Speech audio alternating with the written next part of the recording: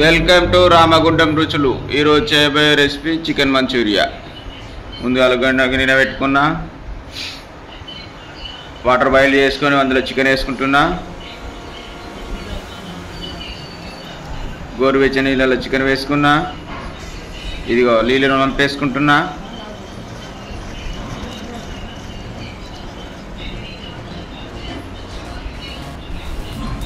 నీళ్ళు పంపాక గిన్నెలో వేసుకుంటున్నా చికెన్ని. కొంచెం అల్లం వెల్లుల్లి పేస్ట్, రుచికి సరిపడా ఉప్పు, రుచికి సరిపడా టేస్టింగ్ సాల్ట్, 100 గ్రాములు కారం,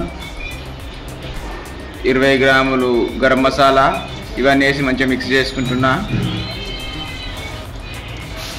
ముక్కలకు పట్టేలా కలుపుకుంటున్నా. ఆ తర్వాత కార్న్ పౌడర్ 200 గ్రామ్స్,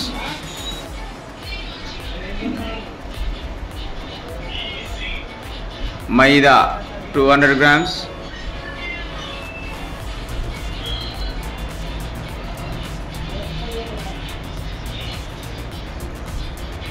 ఇవన్నీ వేసిన తర్వాత మళ్ళీ ఒకసారి మంచిగా కలుపుకుంటున్నా. ఇలా ముక్కలకు కలిసేలా మంచిగా కలుపుకోవాలి. ఇదిగో ఇలా కలపడం కూడా అయిపోయింది. ఆ తర్వాత 4 నిమ్మకాయలతోటి రసం తీసుకున్న నిమ్మరసం,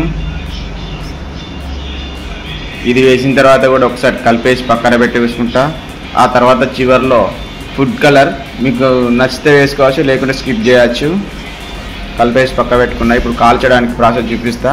కడాయి పెట్టుకొని అందులో నూనె పోసుకుంటున్నా. నేను కేజీన్నర చికెన్ వాడాను, కేజీ నూనె వాడుతున్నా. ఇక ఆయిల్ బాగా హీట్ ఎక్కింది, ఇందులో కాల్చుకుంటున్నా.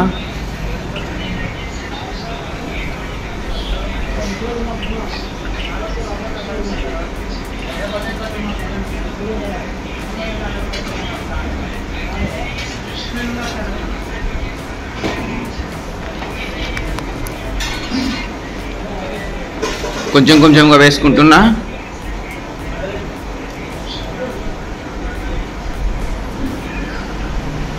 ఇది చికెన్ మంచూరియాని ఒకసారి కలవాలండి.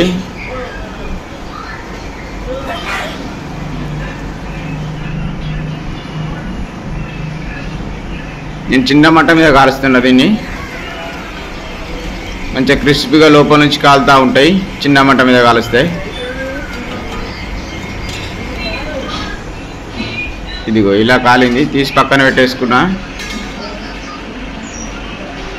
మనం వేడి నీళ్ళలో వేసినాం కదా, లోపల వరకు క్రిస్పీగా ఉడుకుతుంది, మంచిగా కరకరలాడుతూ ఉంటుంది.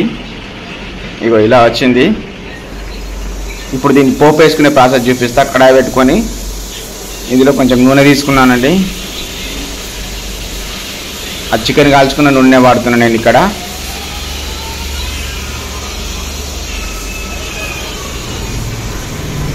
ఇక ముందు కట్ చేసి పెట్టుకున్న పచ్చిమిర్చి, అల్లం ముక్కలు, కొన్ని ఎల్లిపాయ ముక్కలు ఆయిల్లో మంచిగా ఫ్రై అయినాయి. ఇలా ఫ్రై అయినాయి, మంచిగా చిన్న చిన్న కట్ చేసుకున్నానండి కీమా.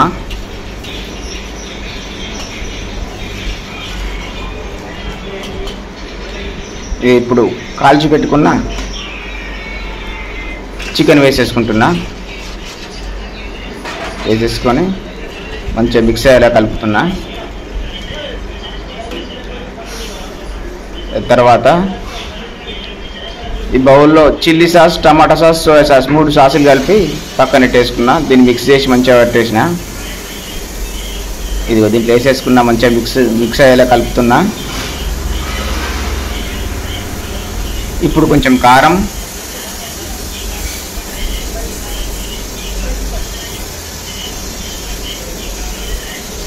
కొంచెం ఉప్పు మళ్ళీ వేసి టాస్క్ చేసుకుంటున్నా.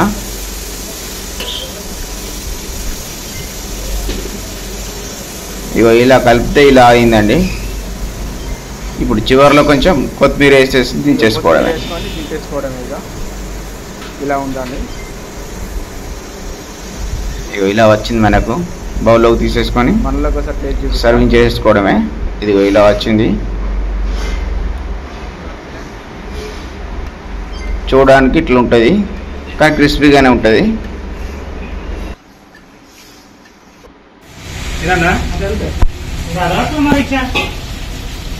రూపాయలు